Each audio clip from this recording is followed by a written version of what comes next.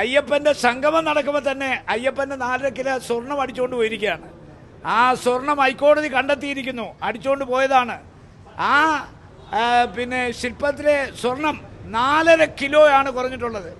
അപ്പോൾ ദേവസ്വം അധികാരികൾ അറിയാതെ, അവിടുത്തെ ജീവനക്കാരറിയാതെ എങ്ങനെയാണ് ഈ 4.5 കിലോ സ്വർണം പോകുന്നത്? അപ്പോൾ അയ്യപ്പ സംഗമം, ആഗോള അയ്യപ്പ സംഗമം ഒരു തട്ടിപ്പാണ്. അതൊരു തെരഞ്ഞെടുപ്പിന് വോട്ട് പിടിക്കാനുള്ള തന്ത്രമാണ്. അത് ജനങ്ങളെ കബളിപ്പിക്കാനാണ്. നഷ്ടപ്പെട്ട ആ സ്വാധീനം വീണ്ടെടുക്കാൻ ഒരു തെരഞ്ഞെടുപ്പ് സമയത്ത് ഇടതുപക്ഷ ജനാധിപത്യ മുന്നണി അധികാരത്തിലേറിയിട്ട് 9.5 വർഷമായി. എന്തുകൊണ്ടാണ് ഈ 9.5 വർഷക്കാലം അയ്യപ്പനെ കുറിച്ച് ഈ ആഗോള സംഗമം നടത്താഞ്ഞത്? എന്തുകൊണ്ടാണ് ഇപ്പം നടത്തുന്നത്? ഒരു തദ്ദേശ സ്വയംഭരണ സ്ഥാപനങ്ങളുടെ തെരഞ്ഞെടുപ്പും അസംബ്ലി തെരഞ്ഞെടുപ്പും പിടിപ്പാടകലെ നിൽക്കുമ്പോൾ ഇത് വോട്ട് തട്ടിയെടുക്കാനൊരു രാഷ്ട്രീയ അടവാണ്. അല്ലാതെ ശബരിമലയുടെ മാസ്റ്റർ പ്ലാൻ നടപ്പിലാക്കാനോ അയ്യപ്പനെ നന്നാക്കാനോ അല്ല.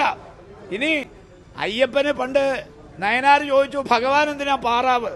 അയ്യപ്പന് ഇനി പാറാവ് ഏർപ്പെടുത്തേണ്ടി വരിക. കാര്യം അവിടെ അയ്യപ്പ വിഗ്രഹവും ആ വിഗ്രഹത്തിലെ സ്വർണം മൊത്തം ഇനി സംരക്ഷിക്കണമെങ്കിൽ ഭഗവാന് പാറാവ് വേണം. നയനാർ കളിയാക്കി ചോദിച്ചെങ്കിലും ഭഗവാന് പാറാവ് ഏർപ്പെടുത്തേണ്ട സമയമാണ്. 4.5 കിലോ പോയിരിക്കുന്നു. ഈ നഷ്ടപ്പെട്ട പിന്തുണ തിരിച്ചു പിടിക്കാനാണ് ഈ സംഗമം നടത്തുന്നതെന്ന് കോൺഗ്രസ് പറയുന്നു. ആ ഒരു പേടി കൊണ്ടാണ് നിങ്ങൾ ബഹിഷ്കരിച്ചത്. ഞങ്ങൾ എന്തിനാ പേടിക്കുന്നത്? ഞങ്ങൾ പേടിക്കുന്നത് എന്തിനാണ്? ഞങ്ങളെ സംബന്ധിച്ചിടത്തോളം ഞങ്ങൾ ഇന്ത്യൻ ഭരണഘടനയുടെ ആർട്ടിക്കിൾ 25 ബഹുമാനിക്കുന്ന ആളുകളാണ്. Right to profess and propagate a religion. ഒരു ജാതിയിൽ വിശ്വസിക്കാൻ, ഒരു മതത്തിൽ വിശ്വസിക്കാൻ, ആ മതത്തിൻ്റെ ആചാരങ്ങളും അനുഷ്ഠാനങ്ങളുമായി മുന്നോട്ട് പോകാൻ, ആ മതം പ്രചരിപ്പിക്കാൻ ഇന്ത്യയുടെ ഭരണഘടന, ഇന്ത്യയിലെ ഓരോ പൗരനും കൊടുത്തിട്ടുള്ള ഭരണഘടനാപരമായ അവകാശത്തെ മാനിക്കുകയും ബഹുമാനിക്കുകയും ചെയ്യുന്ന ഞങ്ങൾ ഈ അയ്യപ്പ സംഗമത്തെ എന്തിനാ പേടിക്കുന്നത്? ഞങ്ങൾക്കൊരു പേടിയില്ല. ഹൈക്കോടതിയിൽ അയ്യപ്പ സംഗമവുമായി ബന്ധപ്പെട്ട് സർക്കാർ കുറെ കാര്യങ്ങളൊക്കെ പറഞ്ഞിട്ടുണ്ട്, സാമ്പത്തിക വിനിയോഗത്തെ കുറിച്ചൊക്കെ. മലബാർ ദേവസ്വം ബോർഡ് ഈ അയ്യപ്പ സംഗമത്തിന് പോകേണ്ട പ്രതിനിധികളെ കുറിച്ച് അവർക്ക് നിർദ്ദേശങ്ങളൊക്കെ നൽകിയിട്ടൊരു ഉത്തരവ് പുറത്തിറക്കി ദേവസ്വം ബോർഡ് കമ്മിറ്റി. അതിൽ പറയുന്നത് ക്ഷേത്രത്തിലെ പണം ഉപയോഗിച്ചുകൊണ്ട് അവിടെ നിന്ന് പോകുന്ന ആളുകൾക്ക് അയ്യപ്പ സംഗമത്തിൽ പങ്കെടുക്കാൻ ഭക്ഷണം, അതുപോലെ തന്നെ യാത്ര, വാഹനം, ഈ കാര്യങ്ങൾക്കൊക്കെ ക്ഷേത്രത്തിലെ പണം ഉപയോഗിക്കാം. അന്ത്യത്തിരി കത്തിക്കാൻ പോലും ഗതിയില്ലാത്ത ക്ഷേത്രങ്ങളുണ്ട് കേരളത്തിൽ. ആ ക്ഷേത്രങ്ങളിലെ പണം ഇത്തരത്തിലുള്ള ആഡംബരത്തിന് ഉപയോഗിക്കുന്നു എന്നൊരു വിമർശനം ഇപ്പോൾ തന്നെ ഉയർന്നു വന്നിട്ടുണ്ട്.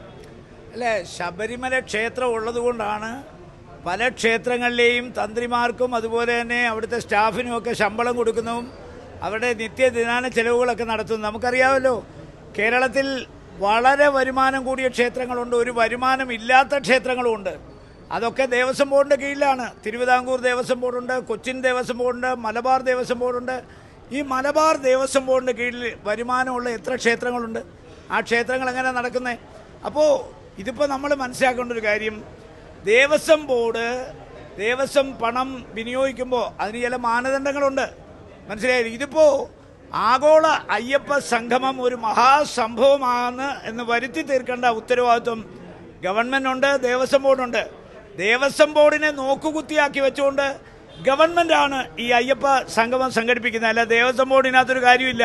കാരണം ദേവസ്വം ബോർഡ് ഒരു സ്റ്റാറ്റ്യൂട്ടറി ബോഡി ആയിട്ടുള്ളപ്പോൾ അവരെ നോക്കുകുത്തിയാക്കിക്കൊണ്ട് നടത്താൻ പറ്റാത്തതുകൊണ്ട് അവരുടെ പേരുപയോഗിച്ചുകൊണ്ടാണ് ഗവൺമെൻറ് നടത്തുന്നത്. ഗവൺമെൻറ്റിനാണ് ഈ അയ്യപ്പനെ സംരക്ഷിക്കണമെന്നുള്ള തോന്നൽ വന്നിരിക്കുന്നത്, ദേവസ്വം ബോർഡിനല്ല. ദേവസ്വം ബോർഡ് അവിടെ കാര്യങ്ങൾ ചെയ്യുന്നുണ്ടല്ലോ.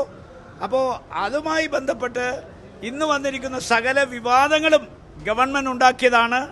ഗവൺമെൻറ്റാണ് ഇതിനകത്തെ കക്ഷി. നേരത്തെ കോടതി ഉത്തരവ് വന്ന സമയത്ത് സർക്കാരിനെ നിശിതമായി വിമർശിച്ച NSSഉം KPMS ഒക്കെ ഇപ്പോൾ പ്രതിനിധികളെ വിടുകയാണ് പരിപാടിക്കായിട്ട്.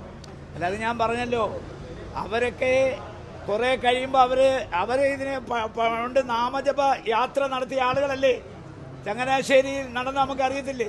അപ്പോൾ ഇപ്പോഴത്തെ പ്രത്യേക സാഹചര്യത്തിൽ ഇതിൻ്റെ നിഗൂഢാത്മകതയെക്കുറിച്ച് NSSന് ഉത്തമ ബോധ്യം വരാത്തത് കൊണ്ടാണ് അവർ ഇപ്പം അതിനകത്ത് സഹകരിക്കാമെന്ന് പറഞ്ഞത്. ഇനി അങ്ങോട്ട് മുമ്പോട്ട് പോകുമല്ലോ.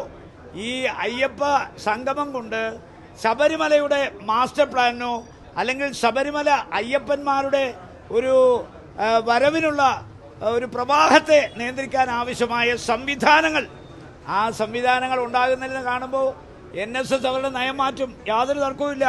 കാലാകാലങ്ങളിൽ ദേവസ്വം ബോർഡിനെ നിശ്ചിതമായി വിമർശിക്കുകയും അവർ ചെയ്യുന്ന നല്ല കാര്യങ്ങളെ അനുകൂലിക്കുകയും ചെയ്തിട്ടുള്ള ആളുകളാണ് NSS അത് നമുക്കറിയാം, രാമൻ നായരിരുന്ന കാലത്തും അതിനു മുമ്പും എല്ലാം അവർക്ക് അക്കാര്യത്തിൽ ഒരു നിലപാടുണ്ട്.